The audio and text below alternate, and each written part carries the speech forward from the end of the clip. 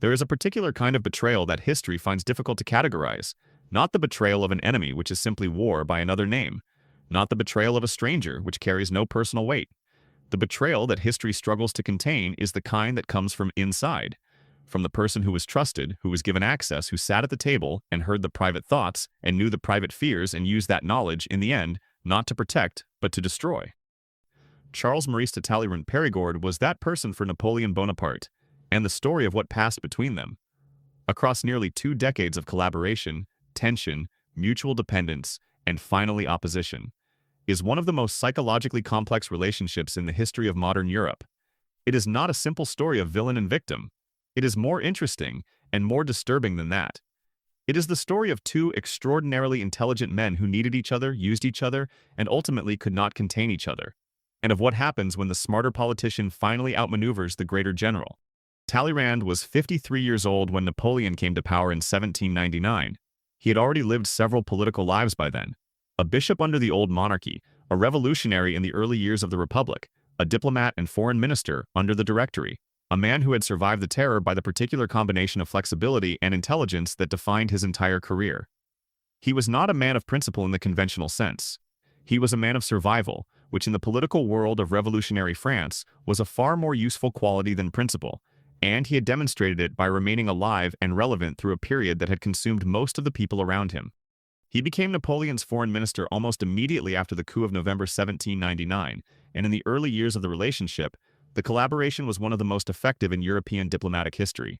Talleyrand brought to the work of Napoleon's foreign policy a subtlety and a social intelligence that Napoleon himself did not possess. He understood courts, he understood aristocracies, he understood the complex interpersonal dynamics of European diplomacy in a way that Napoleon, who had come from outside all of it, did not and arguably could not. He was the translator between Napoleon's blunt force and the more delicate mechanisms of the world Napoleon was trying to manage. Napoleon understood what Talleyrand was and understood what he was useful for. He did not trust him. Napoleon was not a man who trusted easily, and Talleyrand's history of flexibility and survival was not the history of a man who inspired unconditional trust. But trust was not the point. Usefulness was the point.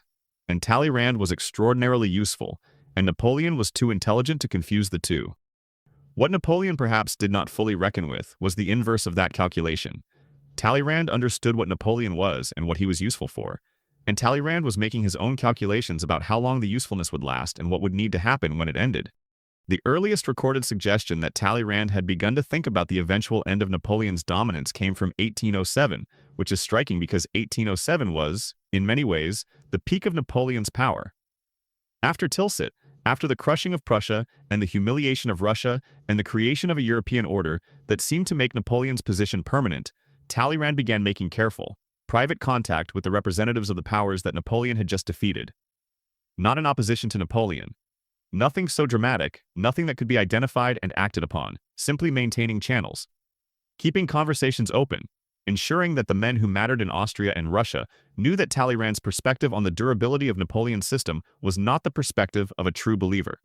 He had already, by this point, begun to distance himself from the most aggressive aspects of Napoleon's policy. He had resigned as foreign minister in 1807, officially over disagreements about the direction of French policy.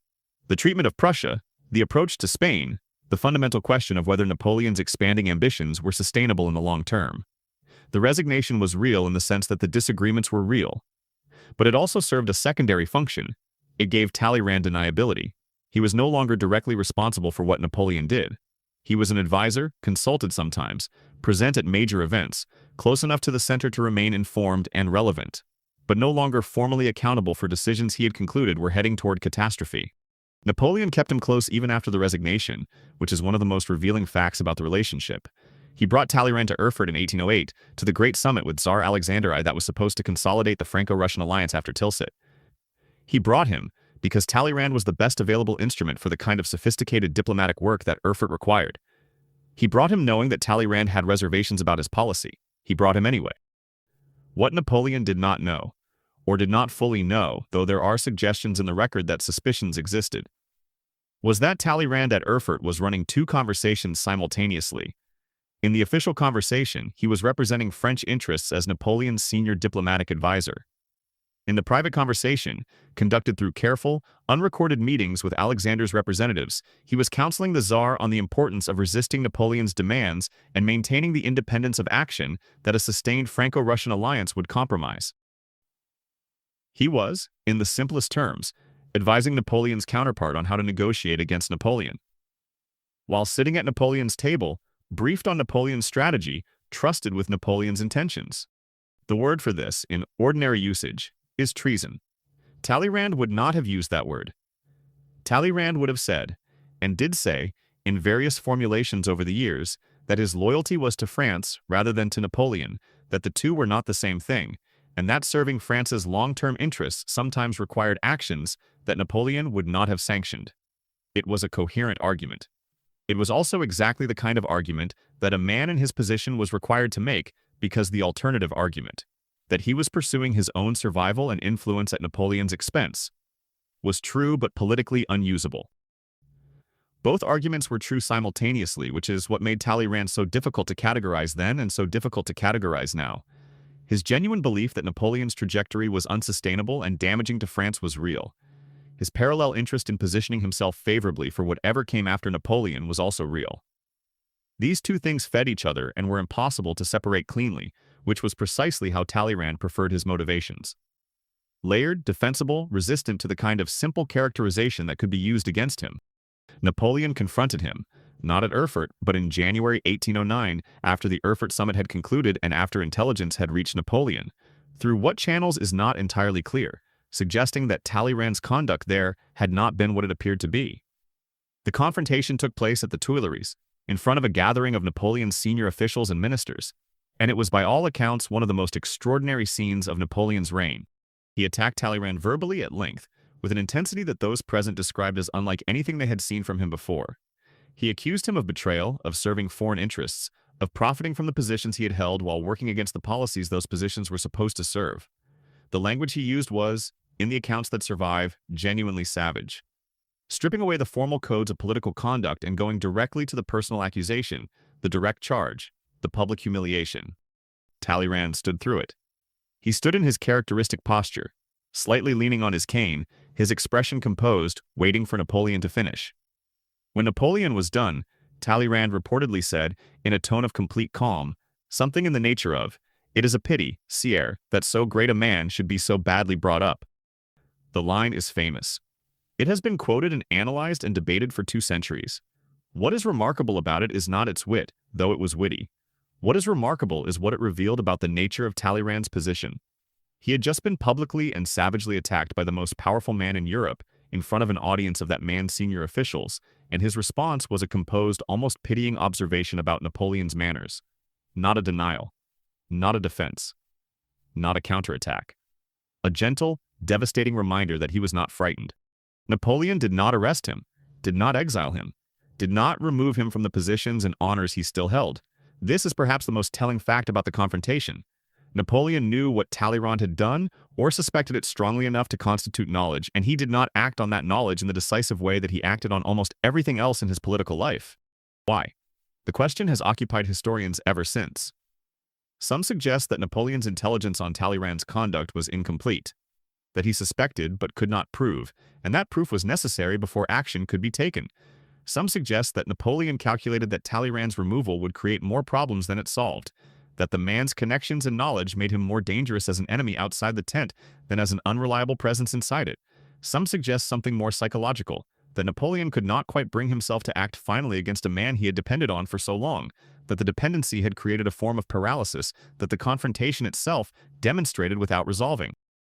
All of these explanations have merit. None of them is complete, and the incompleteness, the gap between what Napoleon knew and what he did, was the space in which Talleyrand continued to operate for the next 5 years. The campaign of 1812, the Russian catastrophe, changed the calculation in ways that both men could see. As Napoleon's position weakened, as the military reversals of 1813 made the eventual collapse of the empire increasingly visible to anyone willing to look clearly, Talleyrand's parallel diplomatic work became less a matter of careful long-term positioning and more a matter of active preparation for the transition that was coming. He was in contact with the Allied powers. He was shaping, through those contacts, the framework within which a post-Napoleonic European order would be constructed. He was not simply predicting the future. He was building it from within with the knowledge and connections that Napoleon had given him. When Paris fell in March 1814 and Napoleon abdicated, Talleyrand was there. He was, in fact, central to the management of the transition, the conversations with the Allied leaders, the negotiation of the terms, the construction of the Bourbon Restoration that would replace the empire. He had been present at the creation of Napoleon's power, and he was present at its formal end, and in both cases he was performing the role he had always performed. Not the man at the center, not the man making history in the dramatic sense, but the man shaping the conditions in which history was made, ensuring that whatever came next, his position in it was secure. Napoleon, on St. Helena in the final years of his life, spoke about Talleyrand with a complexity that went beyond simple condemnation. He called him a traitor, yes, but he also called him the most capable diplomat of the age. He acknowledged, in the reflective mode that exile made available to him, that Talleyrand had seen things clearly that Napoleon himself had refused to see. That the criticisms embedded in Talleyrand's betrayal were not entirely without foundation. That a man who argues, however self-interestedly, that a policy is unsustainable, and who is proven right by events, cannot be dismissed simply as a traitor, because the argument and the events together constitute a kind of terrible accuracy. This is the most honest thing Napoleon ever said about Talleyrand, and it is the thing that makes the relationship between them irreducible to a simple narrative. It was not hero and villain. It was not loyalty and betrayal in the clean, uncomplicated sense. It was two men of extraordinary intelligence, each pursuing what they believed was necessary, in a world that was moving faster and more violently than either of them could fully control. And the tension between Napoleon's particular form of genius and Talleyrand's particular form of genius was, in the end, one of the defining tensions of the entire Napoleonic era. Talleyrand survived Napoleon by 16 years. He served the Bourbon Restoration, then the Orleanist monarchy that followed, then represented France at the court of St. James in London in the 1830s, still conducting diplomacy in his 70s with the same composed intelligence he had brought to it in his 30s.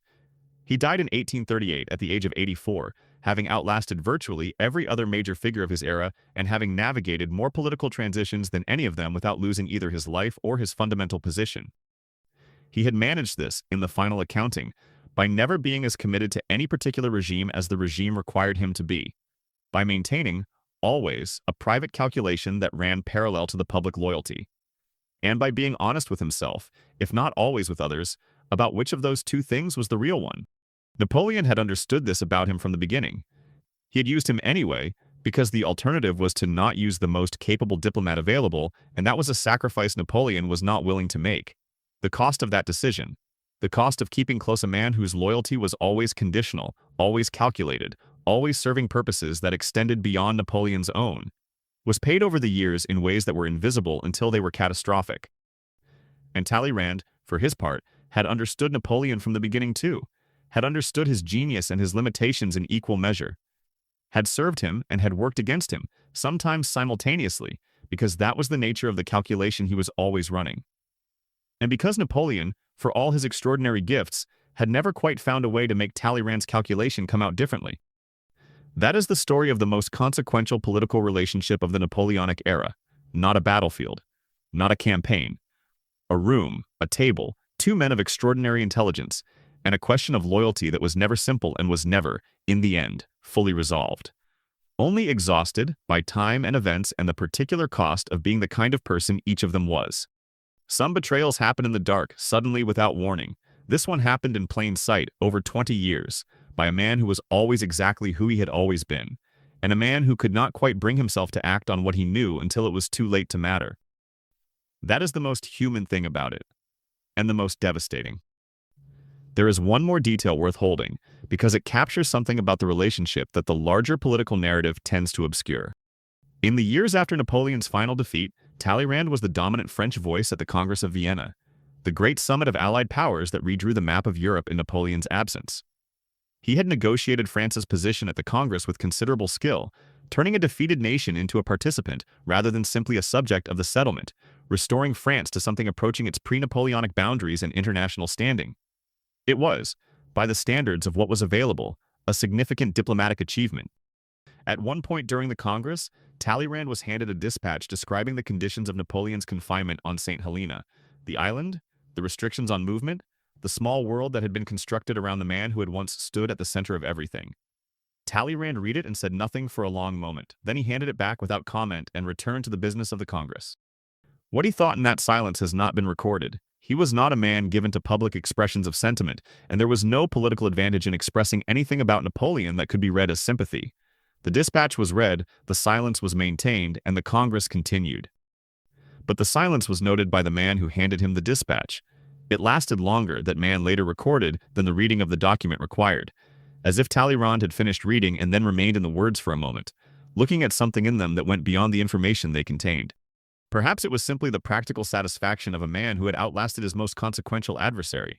Perhaps it was something more complicated, the particular feeling that comes to people who have spent years in close proximity to greatness, working against it and working within it simultaneously, and who find, when the greatness is finally extinguished and the silence comes, that the silence is not entirely what they expected.